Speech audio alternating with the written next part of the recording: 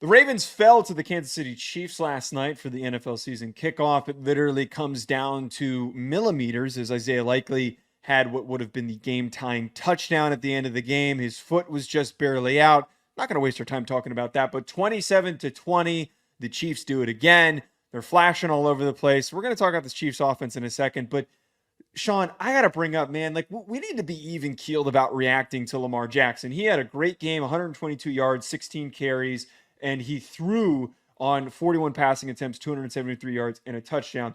I think that you wrote this down.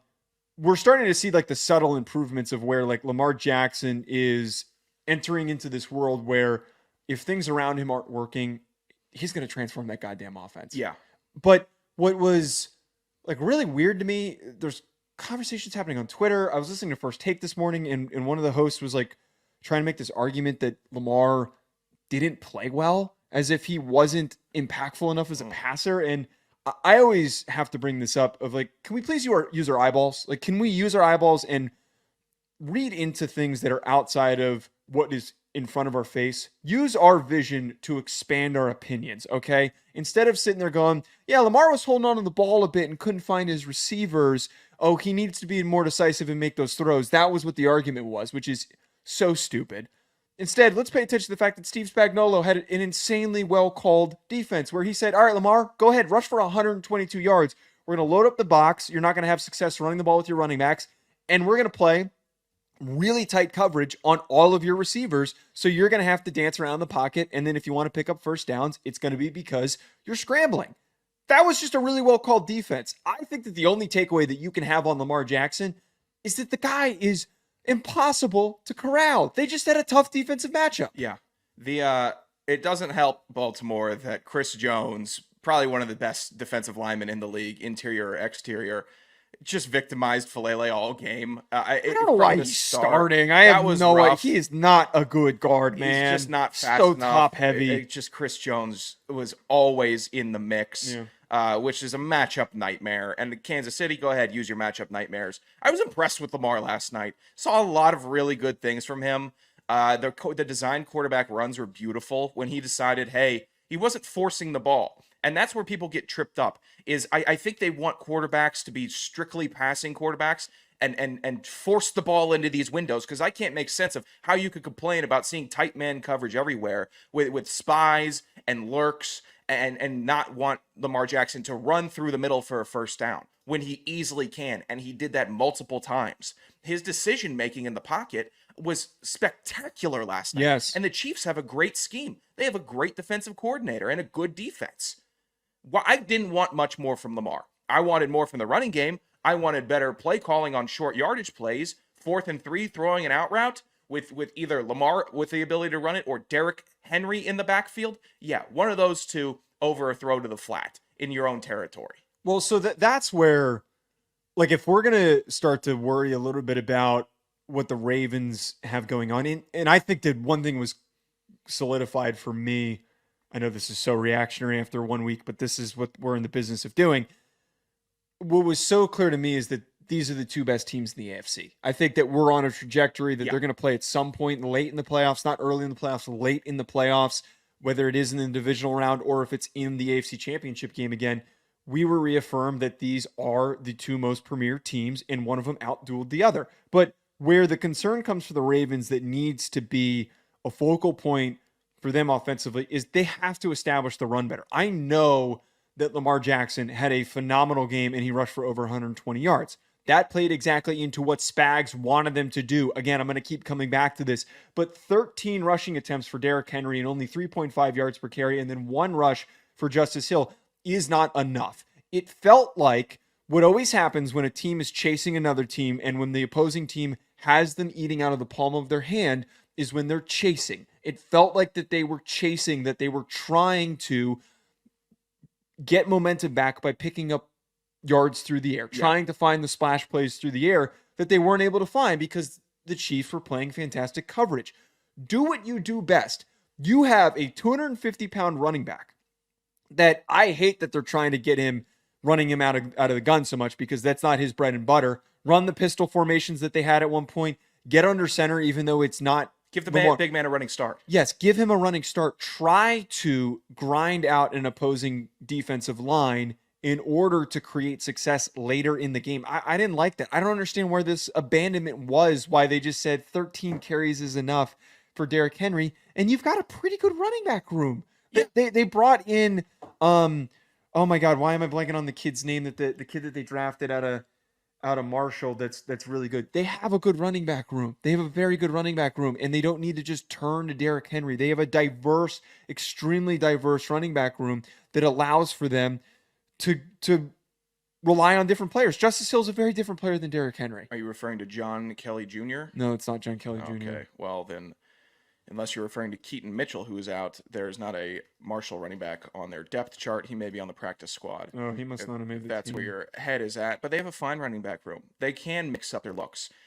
And Derrick Henry, all of his best running plays, go ahead, watch his highlights. There's plenty of compilations on YouTube. Rasheen Ali's hurt. I forgot that he got hurt during the Senior Bowl. Check out his highlights. All of his longest runs, his most dominant runs, come with a little bit of steam before he touches the ball or before he makes contact with a defender. Starting him up 4 yards in the backfield with a flat start, running in the inside, is crazy to me. Yeah. If you don't have that initial fast twitch burst, which he doesn't anymore, he's got strong burst. He's a strider. That's what he's always been. If you want to get him on the outside, give him a pitch and let him get out there.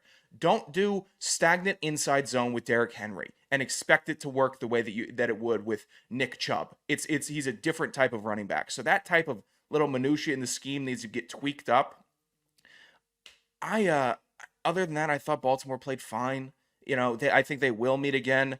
Isaiah Likely is a crazy person for taking shots at the Chiefs after losing. And then did you hear him yell at the fans when he was walking out? That's all. I love it when players yell at fans. That shit gets me going. You know what? I kind of like it also because I know we've both yelled at fans before. Yeah. But Likely's comments after the game, this is probably the worst game we're going to play all year.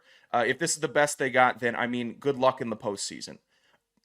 Are you calling your shot right now? Yeah, against the back-to-back champion Chiefs? And Likely had a great game. 9 catches, 111 yards, and almost the game-tying touchdown. Great game. I'm sure you were juiced up and you really wanted that one. You came into your own. There's a lot of Mark Andrews slander on Twitter because he didn't do dick in this game. So I understand why he was a little bit more passionate about that game at the end of it. But this is not the time. Yeah, don't call your shot in week to one. start Don't giving be that guy. the Kansas City Chiefs bulletin board material. Why would you dare do that? Nobody's siding with the Chiefs. No, this year. We're just not. I don't know anybody that is. Well, I was rooting for the Chiefs. People like Mahomes, people like, some players on the team. But I'm not walking around seeing a bunch of Chiefs glazing anymore. It's more. You're gonna get a lot of Chiefs glazing for me this year. Okay. I don't have a good football team to root for, so I root for the best one. Yeah, you're a Giants fan. Aren't they good? Shut up. But yeah, Likely giving them material to build off of. Don't give the Kansas City Chiefs a reason to really start locking in this year. Another thing that I saw on Twitter from the talking heads that don't know football, Maggie and Perloff this morning were saying that Perloff was basically saying that he was underwhelmed by Xavier Worthy, and he thought that it was a lame performance for a first-round pick.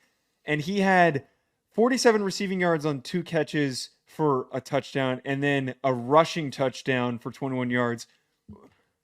They brought him in as a gadget. They have him as a gadget. He's the fastest player now in the NFL, and his whole purpose is just to pick up huge gains. Not to harp on that idiotic analysis. We got to keep coming back to here that the Chiefs offense, it's got more juice than it did last year. Like, that was something that was inconsistent for them. But, man, no one's shocked to say that Xavier Worthy added juice to this team, but they're going to be able to press defenses in ways that so few offenses in the NFL, in the history of the NFL, have been able to. Worthy's the 5th receiver to catch a touchdown of 30-plus yards and run for a score of 20-plus yards in the same game. That's nuts. And the Chiefs' offense being quirked up already and having this kind of juice and energy, there's one team that we can thank for that. That's the Buffalo Bills, for deciding to deal with a premier rival in the AFC in the draft and let them get Xavier Worthy to trade up for him. And who did the Bills get? Keon Coleman. Good receiver. He better be great. He better be a Pro Bowler in the next 2 years. He better be someone that you can say, oh, wow, Josh Allen to Keon Coleman. What a great pairing. They are on fire. They are electric. If not, then the Bills have officially closed their own window for it. Then it'll be a full rebuild. Hopefully you can retain Josh Allen and doesn't move on. It'll be a full closed window for the Bills, and the Chiefs elevated for the next 5 years with Worthy before they have to pay him. It was a ridiculous trade when it happened on draft night, and it's even more ridiculous seeing how good he is in the game. I mean, I get what you're saying. Xavier Worthy would not have fit the play style that the Bills have. So, like, are we just crapping on them because the Chiefs had the best offer at the time? I'm just crapping for on them the for trade back. dealing with the Chiefs. Don't deal with the team that's going that's to knock you out. I mean, that's eventually. such a. Would you like when the Giants specific deal complaint. with Philly? Oh, you can't. Well, no, they're not going to deal with. They did deal with. Well, I mean, they kind of dealt with Philly. Are you happy that Saquon Barkley is left now to go to Philly, but the Bills and the Chiefs are not in the same division. Are they in a way rivals because they're competing for the top of the AFC? They also probably didn't really know who was getting picked at that spot. So I hate doing the bit of like, oh, why would you help the Chiefs? Why would you? I don't think anybody was going to take Xavier Worthy that early except for the Chiefs. There was just general overall, I don't want to say fear, but there were concerns as him as a prospect working on other teams because he's the type of guy that is not great through contact. He doesn't have super consistent hands. But you put him into this offense where they're manufacturing him touches where he doesn't need to make difficult catches, where he's not going to see contested spots, where he just creates in space. This was the perfect situation. The only other perfect situation that wouldn't have taken him because they have too many receivers is the Dolphins. Maybe the 49ers would have been one that would have taken him over Ricky Pearsall, but I don't know why you're. I just would not. If I am an AFC team in the hunt in the playoffs wanting to do something, Jamie, good point here. They would have just taken him at 32. They got the. That right. was a great move by the Bills. End up taking him. That was a great move by the Bills. Then they end up taking him. But if I am a competitor and I'm trying to make a run, I'm not assisting them in any way. That's not how I would go about it. If you're trying, if your team's roster situation was as chalky as it was, and you had all these old players that you're trying to replace and rebuild your roster so you're not losing any steam in the playoff conversation, I'm not overthinking this of like, oh, I can't let the Chiefs get their guy and let somebody else help them move up and trade up. I mean, that's just bad roster building that you're allowing emotion to dictate your draft approach. It's not emotion. A little bit. It's strategy. Who's the big dog? You're overthinking it on draft night if you're allowing a team that you're competing with to get in your head. That I would argue that's more being as rent-free as possible if the Bills refuse to trade with them. That'd be allowing yourself to get worse because they would have traded up with somebody. Why do you think it's emotional? It's I don't want to help these guys in any way. Not because I don't like them, not because the GM stepped on my shoe at a draft party. No, it's because I don't want to help them win because we need to win and get past them. But you're allowing that philosophy to prevent you from getting extra picks, like Jamie pointed out here. If you have any opportunity to get as many extra picks as possible when you need just players, like you just need to fill out the depth of your roster with young, promising players, take advantage of that. I'm anti-overthinking the trade back. The only teams that you should never trade with are within your division. And the Eagles and the Cowboys are like the most recent one that I can think of that did it to an annoying degree because now the Cowboys have Micah Parsons and the Eagles have Devontae Smith. The whole illegal formation thing with the tackles that kept getting called with the Ravens. I don't think a lot of people truly understand this. I think a lot of people are like, "Oh, that's ticky-tack." You want to educate them real quick? I mean, it is. I don't know it is ticky-tack, but I don't know the exact like word of the law that they go off of because I know there's something to do with like where your helmet is lined up and some people were trying to make the argument of like, look where the Chiefs tackles' feet were. They were also in the backfield. That's not what you're looking for. You're trying to be parallel with the guard. Yes. All right. There's a little bit of wiggle room. It's the NFL. You can have a couple inches here or there. It's the NFL. People there's some big dudes and they try to scheme it with their helmet, but it's center up, guard back, tackle back, parallel. That's how it should be. And the tackles have been getting away with some stuff in the last couple They're of lining years. They're lining up in the backfield way like deep, offset tight ends like would. yes, like way too deep. Yeah. And the tackles having to help themselves by jumping the play call, the snap count themselves, where it's how is that not offsides? So I think the NFL had to crack down on one of the two of them. I'm shocked by this commentary because so many people were annoyed by it last night during the game, and you of all people are against the tackles having an edge because I feel like generally offensive linemen are always like, "Oh, there's nothing wrong with this. We're just trying to play the position. It's the hardest position on the Offensive field." linemen are big babies, all right? You're turning against your people over here. Look, I was a big baby. I fought for everything and tried to cheat cheat within the rules as much as I could. But look, there's rules to football, and there's things that you just need to adhere to, okay? You have to be on the line of scrimmage. You can't create confusion in the front five. Also, just line up close. Now all these big, quick-footed tackles are saying, I'll get back. You can't get past me. Look how quick I move. Look how good my back is. I'm everywhere. You can't get near me. But if you're in that phone booth, that's where these guys get beat. And they don't want to be in the phone booth like that anymore because the defensive ends are super strong.